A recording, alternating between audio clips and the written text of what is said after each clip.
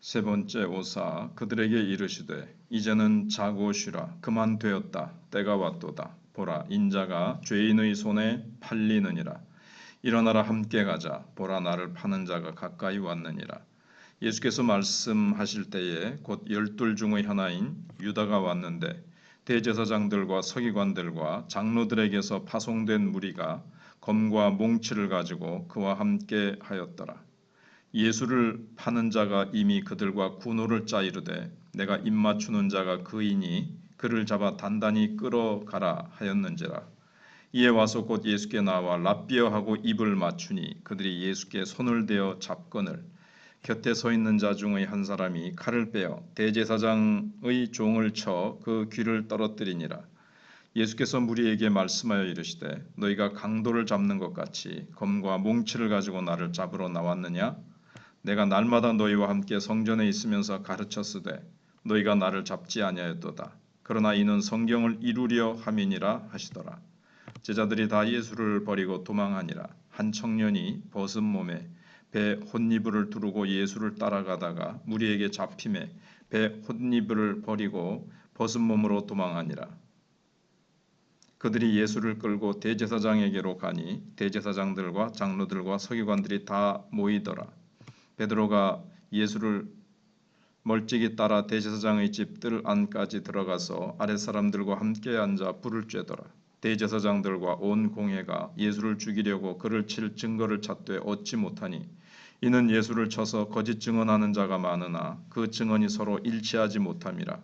어떤 사람들이 일어나 예수를 쳐서 거짓 증언하여 이르되 우리가 그의 말을 들으니 손으로 지은 이 성전을 내가 헐고 손으로 짓지 아니한 다른 성전을 사흘 동안에 지으리라 하더라 하되 그 증언도 서로 일치하지 않더라. 대제사장이 가운데 일어서서 예수에게 물어 이르되 너는 아무 대답도 없느냐? 이 사람들이 너를 치는 증거가 어떠하냐 하되 침묵하고 아무 대답도 아니하시거늘 대제사장이 다시 물어 이르되 내가 찬송받을 이의 아들 그리스도냐? 예수께서 이르시되 내가 크니라. 인자가 권능자의 우편에 앉은 것과 하늘 구름을 타고 오는 것을 너희가 보리라 하시니 대제사장이 자기 옷을 찢으며 이르되 우리가 어찌 더 증인을 요구하리요? 그 신성 모독하는 말을 너희가 들었도다. 너희는 어떻게 생각하느냐 하니 그들이 다 예수를 사형에 해당한 자로 정죄하고 어떤 사람은 그에게 침을 뱉으며 그의 얼굴을 가리고 주먹으로 치며 이르되 선지자 노릇을 하라 하고 하인들은 손바닥으로 치더라.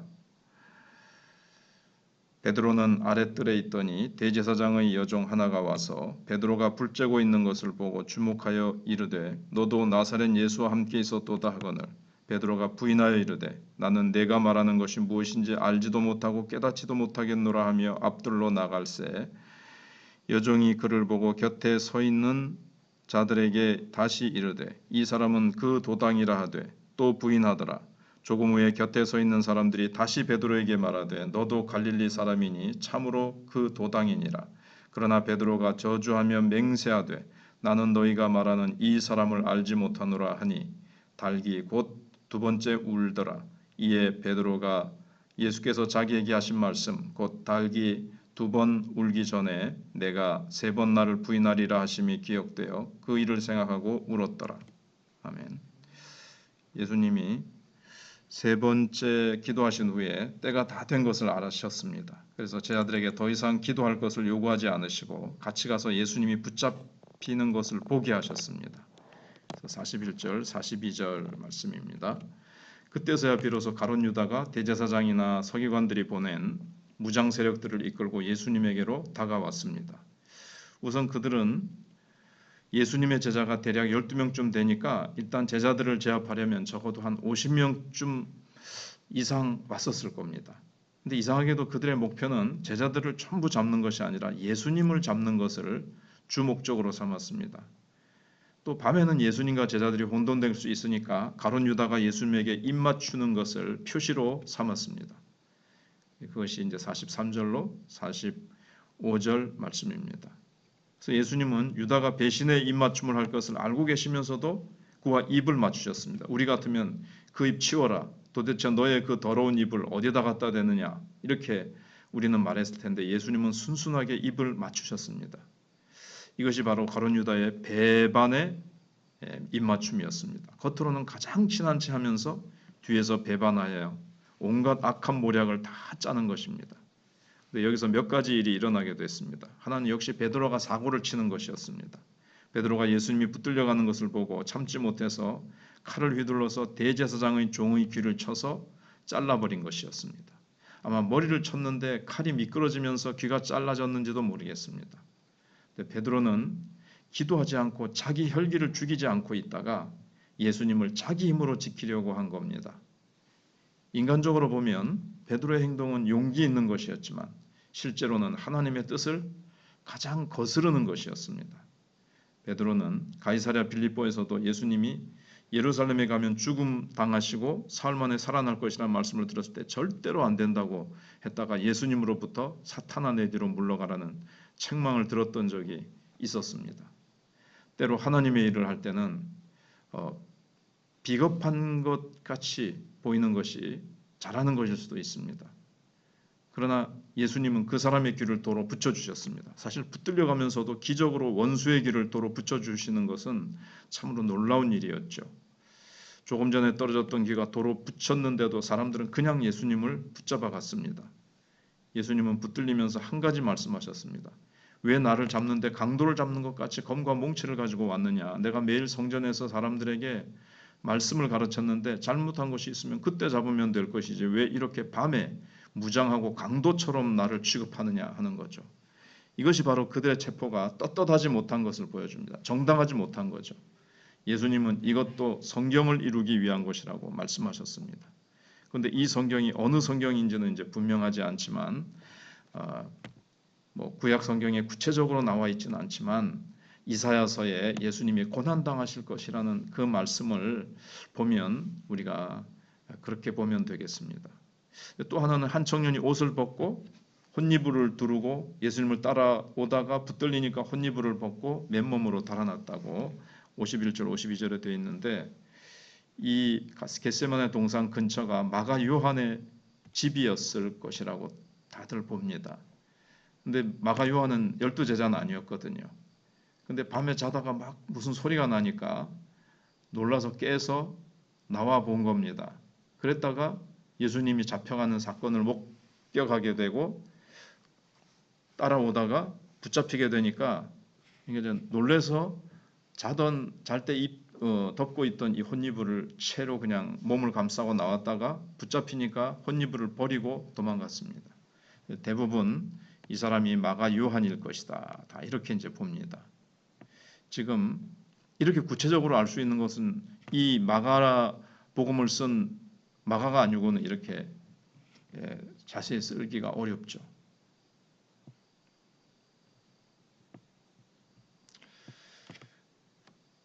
그리고 마가복음은 로마인을 대상으로 쓴 거기 때문에 칼을 휘두른 사람이 베드로라는 이름을 밝히지 않고 있습니다.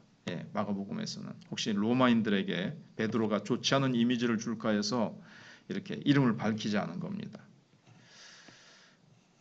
그래서 마가가 베드로의 조카니까 옷을 벗고 따라오려다가 도망친 청년이 그래서 마가일 가능성이 많다고 사람들이 보는 겁니다.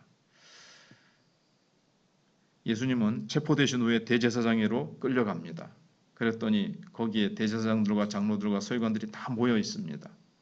예수님이 체포되실 것을 알고 공회를 딱 미리 소집해 놓은 겁니다.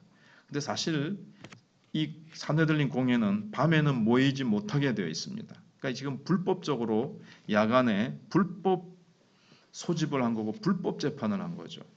예수님을 죽이려면 죄가 있어야 되는데 아무리 증거를 찾고 증인들을 찾아도 결정적인 증거가 나오지 않았습니다.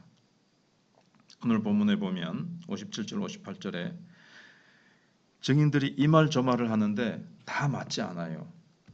손으로 지은 이 성전을 내가 헐고 손으로 짓지 아니한 다른 성전을 짓는다 이랬는데 예수님의 죄를 성전을 허는 거를 가지고 몰고 가자 이렇게 했는데 그게 맞지가 않는 거예요. 왜냐하면 예수님은 너희들이 성전을 헐라 그러면 내가 사흘 만에 사흘이라 그러셨거든요. 너희들이 헐라 그거는 이제 죄가 되지 않는 거거든요. 예수님이 헐겠다 이러면 또 되는데 근데 이 사람은 이렇게 말하고 저 사람은 저렇게 말하고 아무튼 예수님 대한 증인의 말이 일치되지 않으니까 대제사장이 이제 나섭니다. 61절 하반절에 대제사장이 다시 물어 가로되 네가 찬송받을 자의 아들 그리스도냐. 참 이렇게 딱 얘기하면 걸려들 거다 생각을 한 거죠.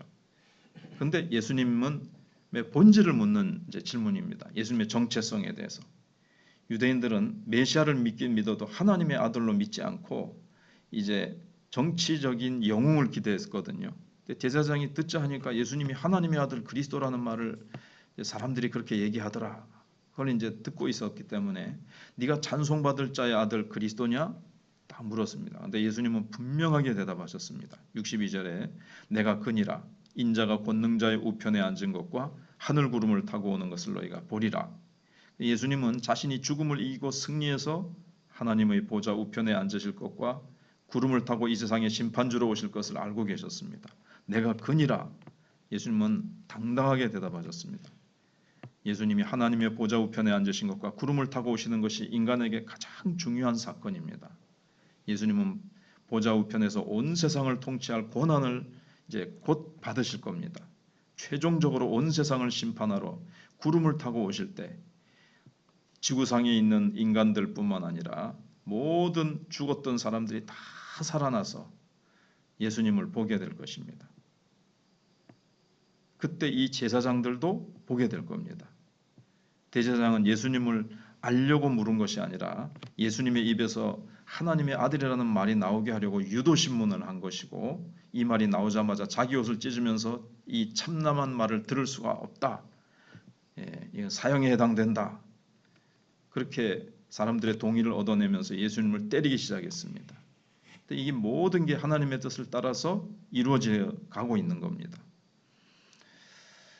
그래서 이들에게 하나님은 명분에 불과했고 중요한 것은 자기들의 이익이었던 것입니다. 자기들의 이익을 위태롭게 하는 예수님을 제거하려고 하는 거죠.